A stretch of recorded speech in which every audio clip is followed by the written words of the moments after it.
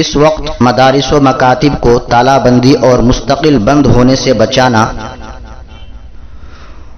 امت مسلمہ کی اہم ذمہ داری ہے۔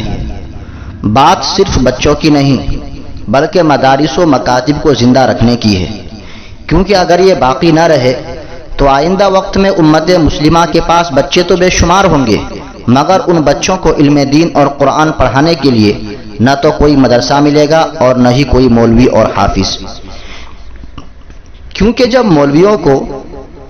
4000 5000 کم تنخواہ ہونے کے باوجود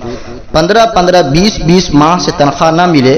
تو اپنے گھر کو کب تک صبر اور جھوٹی تسلی کا لقمہ دیتے رہیں گے؟ مجبوراً گھر چلانے کے لیے مدرسہ اور مسجد چھوڑ کر کوئی کاروبار کر لیں گے، اور اگر وہ ایک بار کاروبار میں پھنس گئے تو اسے چھوڑ نہیں سکتے۔ پھر کل حالات درست ہونے پر آپ کے بچوں کو کیا مدارس کی دیواریں اور مساجد کی چھتیں پڑھائیں گی؟ یہ سیدھی سی بات بھی امت کو سمجھ میں نہیں آ رہی ہے۔ دشمن تو مدارس و مکاتب بند اور مٹانے پر تلے ہوئے ہیں، اور ہم اس نازک حالات میں بھی اس بحث میں لگے ہوئے ہیں کہ مدارس میں تو بچے ہیں نہیں تو پھر چندہ کیوں، مساجد میں مقتدی نہیں تو پھر ائمہ اور مؤذنین کو تنخواہ کیوں؟ حالانکہ ہونا تو یہ چاہیے تھا کہ ہم علی الاعلان کہتے کہ ہمیں ہر حال میں اپنے مدارس اور علماء حفاظ کی حفاظت کرنی ہے، ان کی ہر ایک ضروریات کو ہم پوری کریں گے، ان کی ہر ایک پریشانی ہماری پریشانی ہے۔ آپ باادب ہو کر علماء کرام سے، ائمہ اور حفاظ کرام سے کہتے کہ آپ بالکل بے فکر رہیے، آپ کی ہر چھوٹی اور بڑی ضروریات ہماری ضروریات ہیں۔ آپ امت کے نونہالوں کی دینی ملی علمی خدمات کو اپنا فرض منصبی سمجھیے، لیکن افسوس، صد افسوس،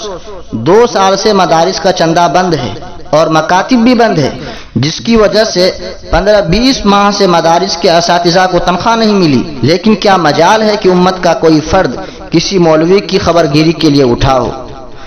امت کے خیال میں شاید مولوی انسان نہیں، یا انسانوں کی اس قسم سے ہوتے ہیں جن کو نہ کھانے کی ضرورت ہوتی ہے، نہ پہننے کی ضرورت ہوتی ہے، نہ ان کی اولاد ہوتی ہے، نہ بیوی اور نہ ان کے والدین ہوتے ہیں، نہ گھر والے ہوتے ہیں۔ چونکہ مولوی خوددار ہوتے ہیں، وہ کسی کے سامنے ہاتھ نہیں پھیلاتے، اسی لیے امت نے مولوی کی خودداری کو مولویت کی کمزوری سمجھا، اور مولوی کی قناعت کو امت نے مولویت کی مجبوری سمجھا، اور مولوی کی دینی خدمت کو امت نے اپنا اصولی اور بپوتی حق سمجھ رکھا ہے۔ امت کے خیال میں مولوی یا مولوی کا بیٹا بغیر کسی تنخواہ کے امت کی خدمات کے لیے پیدا کیا گیا ہے، اس لیے انہیں ہر ضروریات میں بلاؤ، نہ آئے تو برا بھلا کہو، لیکن اگر مولوی حالات سے دوچار ہو جائے تو ان کی خیریت نہ لو، ان کے دکھ درد میں شریک نہ ہو۔ یاد رکھنا چاہیے کہ اللہ تبارک و تعالیٰ نے مولویوں کو بھی ہماری طرح 2 ہاتھ 2 پیر اور دل و دماغ عطا کیا ہے، اور ان کی فکر کو ہم سے زیادہ بلندی دے رکھی ہے،